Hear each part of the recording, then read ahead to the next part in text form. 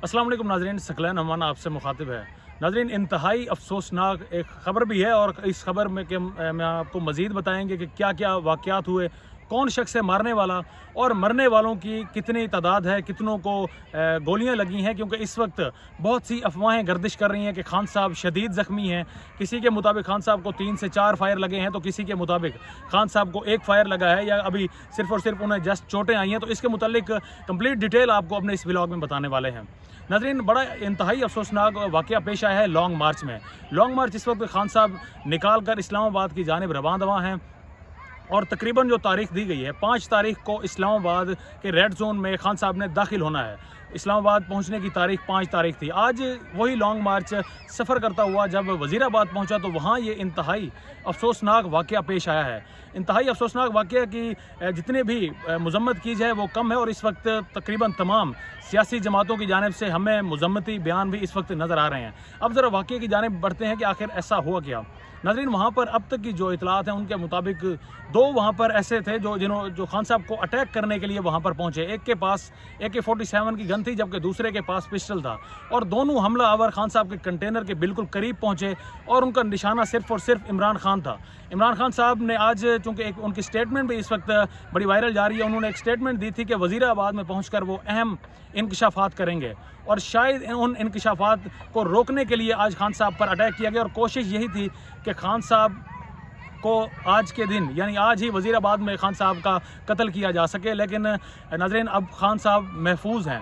अब अटैकर्स की ज़रा बात कर लेते हैं। AK-47 से बाकायदा खान साहब के सीने का निशाना लिया गया और पिस्टल से भी दोनों तरफ से फायर होना था और खान साहब को सीने पर फायर मारे जाने थे। लेकिन ऐसा मुमकिन ना हो सका क्योंकि वहाँ पर पब्लिक की भीड़ होती है। आपको भी मालूम है कि इस वक्त लॉन्ग मार्च में तकरीबन 30 से 40 हज़ार लोगों की एक तादाद है जो खान साहब के साथ इस वक्त साथ साथ चल रही है। तो उन्हीं लोगों की भीड़ की वजह से उनका जो निशाना है वो ख़ता गया और खान साहब की एक टांग पर फायर लगा है।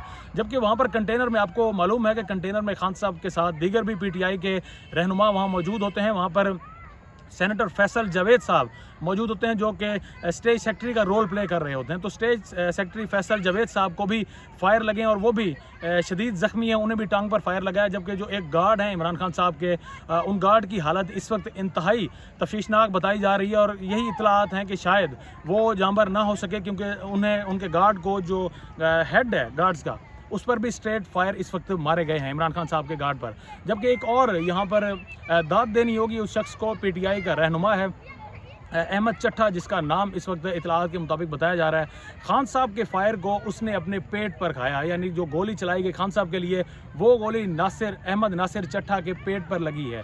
और अब तक की इतलात ये हैं कि उनकी हालत भी इस वक्त काबिल तशवीशनाक है और इस वक्त हस्पताल में उन्हें भी मुंतकिल किया जा चुका है। जबकि खान साहब को अब उनकी अपनी जो शौकत खानम हॉस्पिटल है, कैंसर की हॉस्पिटल उन्होंने बनाई हुई थी, तो अब खान साहब को वहाँ पर मुंतकिल किया गया है। नाज़रीन, अब कातिलों की बात कर लेते हैं। तो कातिलों में से एक जो कातिल है, जो एक हमला आवर है, उसे इस वक्त गिरफ़्तार किया जा चुका है। पुलिस ने उसे अपनी हिरासत में ले लिया है और उससे बड़े बड़े इंकशाफात होने वाले हैं उस कातिल से जो एक वहाँ पर गिरफ़्तार हुआ। इससे हमें मालूम हो सकेगा कि कौन लोग हैं जो खान साहब को रोकना चाहते हैं, खान साहब के बयानिए को रोकना चाहते हैं, खान साहब की आवाज़ को दबाना चाहते हैं, उनका भी मालूम हो सकेगा। और सबसे पहले जो एक बहसीत सहाफ़ी मेरी एक राय है कि तफ्तीश का आगाज़ फैसल वाडा से किया जाना चाहिए। फैसल वाडा ही वो शख्सियत हैं जिन्होंने सबसे पहले ऐलान किया था कि वो इस लॉन्ग मार्च में खून ही खून, लाशें ही लाशें देख रहे हैं। तो सबसे पहले तफ्तीश का आगाज़ फैसल वाडा से होना चाहिए, जिन्हें पहले ही खून और लाशें ही लाशें जिस तरह के उनका बयान था उन्हें नज़र आ रही थी। तो उस फैसल वाडा से और जो इस वक्त तक गिरफ़्तार हो चुका है इन दोनों अशखास से मालूम हो सकेगा कि खान साहब को रास्ते से कौन हटाना चाहते हैं। नाज़रीन, इससे पहले ही पाकिस्तान में एक बड़ा अफसोसनाक वाक़या पेश आ चुका है। शहीद अरशद शरीफ की यहाँ मैं बात दोबारा से ज़रूर करूँगा। इससे पहले भी मैंने अपने व्लॉग्स किए और शहीद अरशद शरीफ के मुतालिक मैंने आपको आगाह किया जिस तरीके से उन्हें शहीद किया गया था, करीब से फायर मारे गए थे। तो अब ये फायरिंग का दूसरा रूप हम देख रहे हैं, फायरिंग का दूसरा वाक़या हम देख रहे हैं और ये भी पाकिस्तान की दूसरी बड़ी शख्सियत शहीद अरशद शरीफ, पाकिस्तान के नंबर जर्नलिस्ट और अब इमरान खान साहब PTI के चेयरमैन, पाकिस्तान तहरीक इंसाफ के हेड चेयरमैन पाकिस्तान तहरीक इंसाफ इमरान खान साहब, जिन पर अब ये अटैक हुआ है शहीद अरशद शरीफ के बाद। तो अगर कातलों तक ना पहुंचा गया, अगर इमरान खान के कातलों को, जो हमला आवरों को, उन्हें भी छोड़ दिया गया, जिस तरह से शहीद अरशद शरीफ के अभी तक कातलों का सुराग नहीं लगाया जा सका, तो फिर नाज़रीन यकीन जानिए पाकिस्तान में कोई महफूज नहीं रहेगा। ना हम महफूज होंगे, ना आप महफूज होंगे। तो आप भी इस कार खैर में आप ज़रूर हिस्सा डालें। मैं इसे कार खैर ही कहूँगा, क्योंकि ये आप देखिए शहीद अरशद शरीफ पर हम लोग खामोश, अब इमरान खान के वाक़े पर भी अगर हम लोग खामोश रहते हैं तो हमारी आवाज़ हमेशा के लिए दबा दी जाएगी। जिस तरह से एक पहले कानून भी पास हो चुका है और मंगल से जिसको लागू किया जाना है कि FIA की जानिब से कि अगर किसी भी इदारों के ख़िलाफ़ आप बोलेंगे तो आप उसके बाद आज़ाद नहीं घूम सकेंगे कम अज़ कम।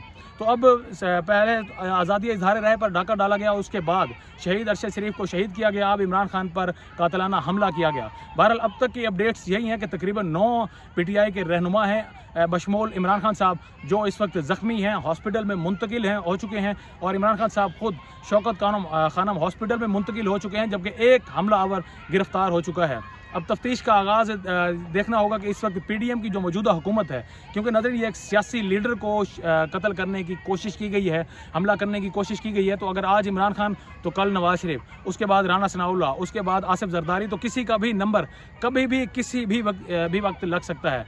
तो इसलिए तमाम सियासी जमातों को चाहिए कि अब मिल बैठें और इस मामले को, जिस तरीके से हसास मामला है, इसको उसकी हसासियत को बरकरार रखते हुए इस मामले की तह तक पहुंचा जाए और मालूम किया जाए कि असल में हकीकतन कातिल कौन है। अपने मेज़बान सकलैन हमाना को इजाज़त दीजिएगा। अल्लाह निगहबान।